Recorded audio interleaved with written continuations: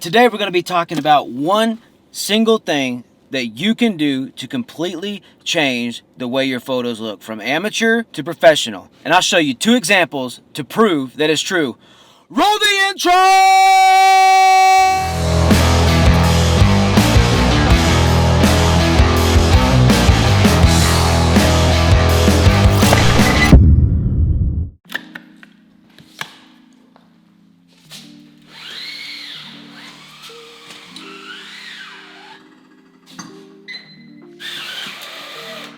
So one of the first few things I do when I'm going into a house is I will first go through, turn on all the lights, and I will do the blinds.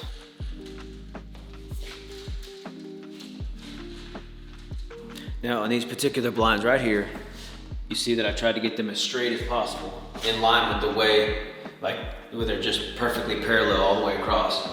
These blinds right here are more difficult to do that with, obviously. But if they're normal blinds that are going in slats like that, you do the exact same thing. You have them parallel this way on these, and then the other ones you want to have them perfectly parallel like that.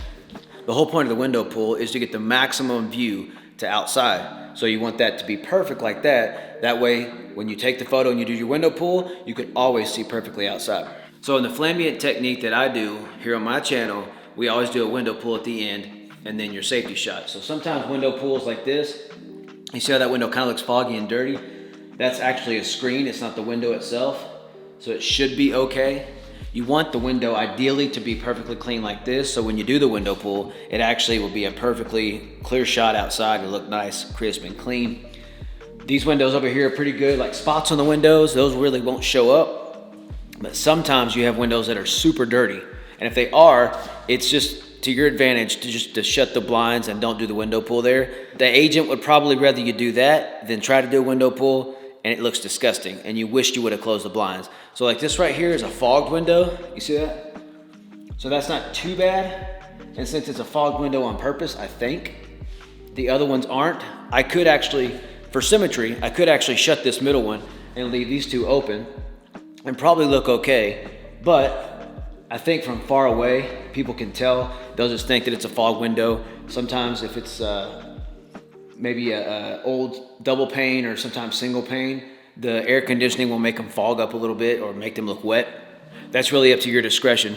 Now I said today's video is about one thing, but I don't get to shoot a lot on site with y'all. So I wanted to show you some pro tips that I do that makes myself look professional every single time.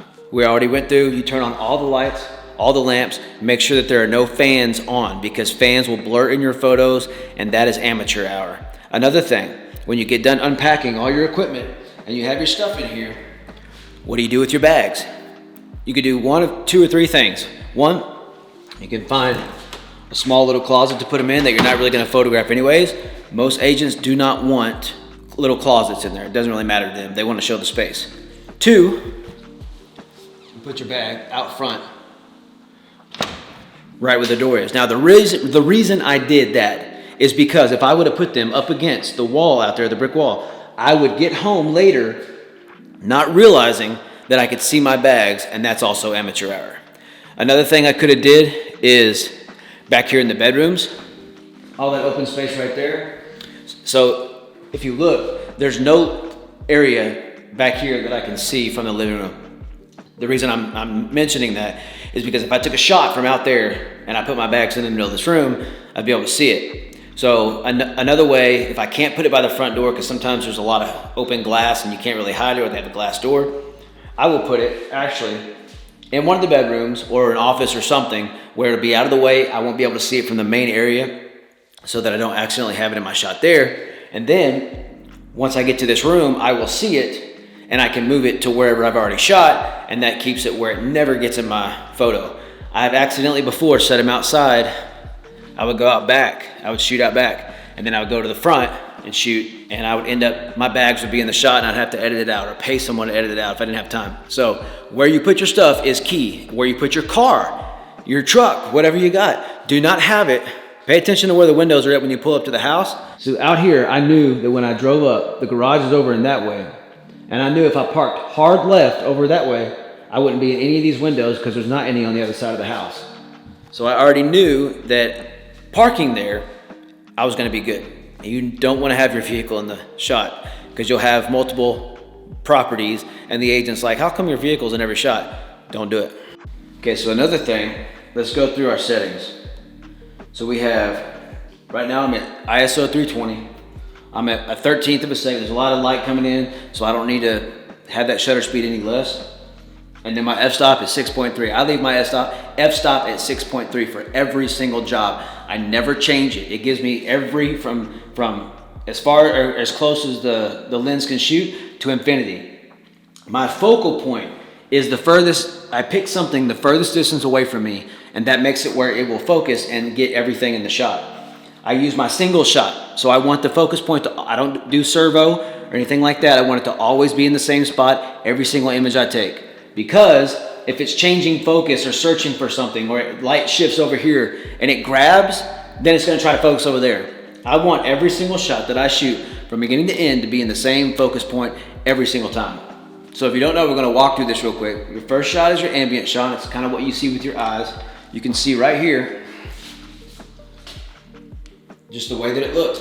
I'm gonna take that image right there, and there it is. Now my next shot is a flash shot. So I'm gonna turn my flash on manual, okay? And I bring my shutter speed down. And what I'm looking for in this, since it's a sunny shot right there, what I'm looking for is I want that sunlight to not be overexposed, and I want the light to be a nice little glow but not overexposed. And then take my flash, pop it out. And what the flash does, just to explain a little bit, is it makes it where you get all the true colors of the walls and stuff. And you see there's no harsh shadows, because what I did, every time I pop the flash, that's why a bigger light helps. You can do it with speed lights, but a bigger light helps, is I take this and I aim back just a tad. The reason I do that is because I don't want that right there to be a hard line on the ceiling, or it to be like where it's being lit up and where it's dark. If I tilt it backwards, I always will have an evenly exposed image. So now let's do our window. So what do we do for our window? We go down even darker. With a sunny day like this, 160 or 200 is usually a really good exposure. And I want to offset. I don't want to be in front of, because then I'll have a reflection. So I want to offset from the window. Pop that. See, I told you about that screen. It'll make it look a little weird, but don't worry about that. It'll be a good window pull when we get back home. Pop it right here. Get that window. Make sure you have full coverage on all windows. And then turn my flash off and pop it one more time for my safety. And that safety will actually give me the perfect exposure I need later to work a little bit with that screen that's got the sun shining on it. And when you put the flash on it, it kind of puts a little haze to it. So that will help a lot. You can also use the dehaze slider in Lightroom. That will knock a lot of that out of there. But that's pretty much it. Now, the whole point of this setup right here was to have the tripod. I'm 5'7", and it's right there at my chest. Now, I'm gonna show you what I'm just gonna take one, I'm not gonna do the whole process. I'm gonna show you what it looks like if you do it from your eye level. And this is where a lot of people get confused, because you see it and it looks good, that you should put it higher up and it looks good. Well, it doesn't. I'll show you how. I'll show you why. So raise it up, about eye level. Okay, that's where I see. That's how I see it, all right? Let's go ahead and do just an ambient exposure. I get it level. Now we look at that and we see that, yes, maybe it's a little bit about even, but the problem is you're missing a lot of the floor. And here's the facts. No one asks if they can see more of the floor, more of the ceiling. They always want to know what's on the floor. So the closer you get to the floor, the lower that is, and the more natural it looks. Then you have the wide angle that kind of spreads it out. They can see a lot of detail on the floor, because no one cares about the ceiling. No one ever asks about that. They always want to see the details in the floor. So that's why it's so important to have it closer to the chest level. However tall you are, that's probably about 4 feet tall. So I use that on every single thing. Now, the only time that I raise that up is when I have really tall ceilings, like 10 foot, 12 foot ceilings. And the way I measure this, it's not very much, but watch. I take my tripod, and this right here that extends, I take my hand, I put my fingers right there, push it up, and now that's how much I raise it. And it still looks perfect. So however wide your hand is, You can extend it out the second part like that, do that, lock it in place, and now you have the perfect measurement. Do it on the same one, every single one. Set your tripod up, it'll be perfect. Let's get in the office and look at these photos. So you can see, I'm gonna show you real quick back and forth. This is the proper tripod level. This is the one that was my eye level. So the one that was about chest high on me, so about 5 feet or less, eye level. See the big difference? Like I said a minute ago, nobody asks about what is on the ceiling. Unless it has detailed, or sometimes they'll have wood slats going up like that, that maybe is an oak or something like that. Like in our house, we have a raised ceiling and there's oak beams running across down the middle of the living room. Something like that, you would do a specific image for that. Every other time, no matter what room you're in, keep it lower and make sure that your tripod is level. You don't want it bending down, bending up. Yes, you can fix that in post. I have a pistol grip on mine that has a little level thing right there. It's a little ball and it has a bubble. I always make sure that thing is level. No matter what photo I take, I'm outside, inside, make sure it's always level. So if you're new to my channel, we're going to walk through the process of the editing and do it real quick. We'll get this thing rolling. So what I do in the beginning, I want my histogram to be a little right of center. So I want to bring down those highlights. I want to look to see if the color looks good as it does with the flash. So my flash is a little dark. I want to get a little bit of that orange out. I know the walls were blue. So I'm trying to get these as close, see right here, so I can be a little brighter. I'm trying to get these two images as close as possible. A little bit of light shift, that's okay. A little bit of shadow jump, that's fine. Then here is my window pull for this right here. Remember we talked about that screen was probably going to be a problem. You can see right there, like that thing it's an issue. It's all right. We took and then I did another shot right here, try to get these. But see all how crazy reflective and all that stuff? And this is our safety image. Now this, I can take this, bring up those shadows a little bit, actually bring up blacks. And all I'm looking at right here is outside of this window because that's all I'm concerned about. Now, there's nothing crazy out there. We don't spend a lot of time on this because I don't care that wood fence is out there. No one's gonna look at this and be like, what's that fence made of? Is that real wood? No one cares. So don't spend a lot of time doing little details and adjustments on minor things when all you're trying to show is the space, and in this right here, the details of the floor. When I have all the photos that I want, I have my flash, my ambient, my flash, my window pull, my other window pull, I did one for another one, the other one, and my safety shot, my whoop shot. Right click, edit in, open as layers in Photoshop. So just gonna open Photoshop. And this is what I like about Adobe. You can use my link below to get a discount as well as no extra cost to you. Gives me a little kickback for you using my link. This right here is a lifesaver. It is a little thing, comes with a soft key pin. You can write on there and use it when you're editing, and it makes life 1,000 times easier. So it's going to load all the images stacked on top of each other in the order that we took them. This is why it's so important to do it this way. It makes your life so much easier and simplistic. So what we're gonna do, first we shift and click the last image imported, which will be always the first one that we took, will be highlighted automatically. Shift and click, and then I'm gonna go into edit, auto align layers. Always make sure this auto, it does it from corner to corner and stretches out really good. It doesn't, these over here will always mess your image up. Click OK, give it a couple of seconds. You see how on the edges right there, it kind of snapped a little bit and brought it over. I always go through and kind of look, okay? All I'm seeing is shadows shifting. I'm not seeing lines shifting. So hard lines, corners, things like that, I'm looking to see if those bad boys changed. If they didn't, then it did it well. Sometimes you have to exit out of Photoshop and go back into and try all over again. Disappear that one, then I want to look at this one. What I'm looking at here is stuff that I'm going to be using. I'm looking at this window, I'm looking at that line. Boom, no jumping. Look at that one, no jumping. Keep it disappear, look at that one, no jumping. Sometimes if an image is dark, especially on the last one, you will have this small little shift where it does it weird or it doesn't catch it. If it does that, you're gonna have to go back into Lightroom and you take your brush and you put the exposure as far as you can. And what you do is you paint in the dark areas, and what that does is when you bring it into Photoshop, it gives the alignment something to grab a hold of and fix. So now you're painting in lines, not on the window where you're trying to use, but on the dark spots around, because sometimes it may be really dark in there and it confuses Photoshop a little bit. But they've gotten pretty good at it. So now what I want to do is I want to Option or Alt and put a layer mask. And then I push B for brush.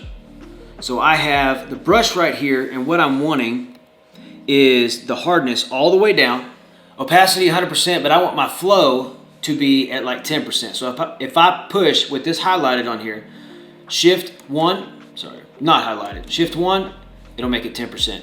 Now my bracket's right above my enter key to make this larger. Now what I'm doing, see how nothing is happening? It's not doing anything. So this right here, black layer mask is hide, white is revealed. So if you're trying to have something there and then you want to hide parts, you start with the white layer mask and you black out with your brush. But if you have a black layer mask, you want to hide and then bring what's behind there, be very specific in what you want to bring out, you start with the black mask, which it automatically will always be white. So that's why I did the option, click the layer mask down here at the bottom. Now I want to go over here, see how they're black and white and black is on top? That means whatever I paint is going to be black. Well, black on black mask doesn't do anything. So if I push X, it'll automatically switch that. Now watch this light shift. See, I'm painting, I'm making sure that sometimes you'll be on here and nothing will happen. Make sure you're on that mask. I'm clicking and watch this light shift. Just bringing in a little bit of shift, bring some of that color back in, just a little bit.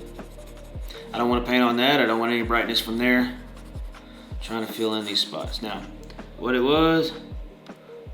I'm just bringing in a little bit of fancy. Okay, so now that I've done that, just added a little bit of color into it, brightened it up in the corners. So now I take all my shots, my flash, all these, this shot, and this shot. Now I want to take all these, bring them up to the top, turn that back on. Okay, now I want to Option or Alt, layer mask, Option or Alt, layer mask, Option or Alt, layer mask. So normally what will happen is you can do your flow very high, and because of the flash on the outside of that window, what it does is it puts so much light on it that whatever's darker, which is usually the outside, because you bring your shutter speed way down and sometimes your ISO even down, brings that dark in. So when you put it in darken mode, your window pool, always darken mode, always darken mode. And what's supposed to happen, and we'll see if it works, is you start bringing in all that from outside. Okay, actually that didn't do too bad. See how it did right there? I mean, it's okay. I think we can do a dehaze and be just fine. So let's try it on this one. Okay, see? Forgot to do darken mode. Darken, boom. There's not a whole lot of good stuff out there. Now see right here at this place, I think maybe it's picking up a flash. So what I can do is push L. Now what L does is bring a polygonal lasso tool. I think I said that right. And so what I can do if I'm not happy with the window pool, hold down Z, it'll automatically let you zoom in to where you have the mouse selected. Then it'll go back to the tool that you selected. See, go just like this. Hold down Shift, it'll automatically make that thing perfect. Hold down Shift. Now see, it's trying to go square. I'm not going square. Go up here, click it, see it lights it all up. Push B for brush. Now what I want to do is bring that flow back down to 10%. Now where I can brush wherever I want out of this. I have this selected over this mask, so it ain't gonna do anything. So let's bring in a little bit of that natural color. Although that fence looks like crap, Command D. Then again, I'm going way over what I'm supposed to. Brush, I push X, make that toggle, and flip back. Boom. And from way back here, you can't tell. So let's go to the main thing that I wanted to try to fix. Let's see what this looks like. So on the mask, remember that my whip shot, hit L again, and I'm not doing crazy specific. Oh, also, if you get to the corner and you got that up there, you double click, it'll go back to normal. Make sure I got it white because I want to reveal what's down there. So what I'm doing is kind of hiding what, I guess it was a flash or something. There's nothing really pretty about this going on here. If you want to get real crazy, you can do hue and saturation. So see what I did is just kind of make it look natural like everything else and get that blue out of there. I just adjusted that a little bit. This right here with that hitting that screen and everything looking kind of weird, I'm not at all worried about it. Actually, I'll just do the brush tool like this. My flow is so small. I'm just gonna bring in a little bit of back to that natural color. See how I'm making that disappear? Easy. All I did was take a layer, put a mask on it, and make it where it desaturated a little bit. Because it's all that is kind of some sort of saturation. Put the saturation way down. If I put it up, you can see where I've been doing it. Bring that down, it makes it look normal. Because through that screen, things are gonna naturally look desaturated. Now, you may be asking yourself, well, what about all this and all that? Man, ain't nobody worried about that. Don't stress out about it. It's like, well, that don't look that great. You're right. And guess what? The agents know it. You could either stress about it, or you can just do the job and see what they say. Bring a little warmth back into that. That's all I'm doing. It's also bringing some saturation out. Command D, and that is actually how it looked with my eyes. Exactly. Hit this little 3 thing over here, it'll bring up a bunch of options. And what I want to do is flatten image. That'll bring every layer, merge it together. Then Command S. Now this is why I love Adobe. As soon as I do that, it will immediately take that photo that I just created and boom, it'll open it back up. I need to crop it in just a tad. I will always need to crop it in because remember when we straightened it up and it had that little bit of a fix at the side and you saw those little white strips? There you go. Now what can I do here? I can bring down some, bring up some, bring my whites, put some contrast in there. I can even warm it up just a little bit because I still want that to look brown and nice and pretty. And see, I'm still staying where I want to be in that histogram. It's a little bit right there, but it's probably that light that's causing that issue. Now, if you have some issues where you're getting these oranges and stuff and you got some problems and the oranges are giving you issues and you kind of want the orange to be dropped out so it doesn't look so nasty, because I call it light pollution. To me, that's what it is, because take this little dropper right there, little nipple looking thing, and you can see, watch this right here. You can see wherever I go over, it starts changing. See, it went to orange right there. Now, I click and I drag down just a little bit. And what it did, see that orange kind of disappeared? Cleaned it up just a little bit. Ain't nothing wrong with that. Boom. It's not that great of a house, but we made it look all right. Now, you may ask yourself, what about this? So, if we go back into Photoshop, I'm kind of doing a longer thing. I don't care. Watch it if you don't want to, that's fine. If you push S, you will clone stamp. Hold Option right there. Just make that bad boy disappear.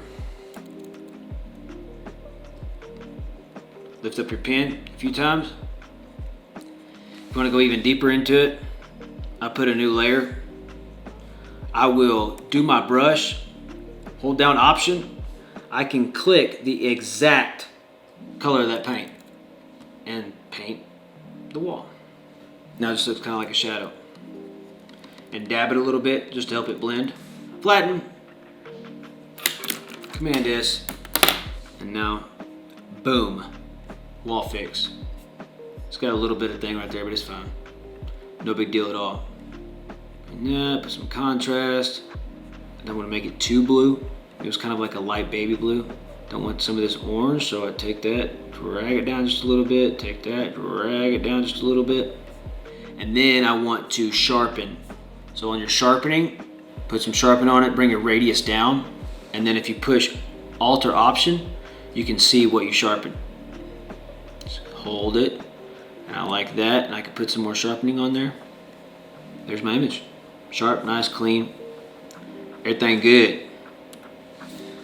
So, that's pretty much it. A lot of information in this video. If you like this video, make sure to give me a thumbs up. Actually, I'm thinking about doing a video where you guys, several people have commented and said that you can't get your photos to look like my photos. So on this video down below, I'm gonna have my personal business email. If you will send in your raw photo images or DNG, however you want to do it, as long as there's something that is not a JPEG. I mean, if you can only do JPEG, that's fine. I'll figure it out. But I want to try to do your images, and I will post that video and tag you in it, and then we can figure out your issues together. Thanks for watching. Make sure you subscribe, hit that bell notification so you can see every time I put out a new video, and I will see you next time.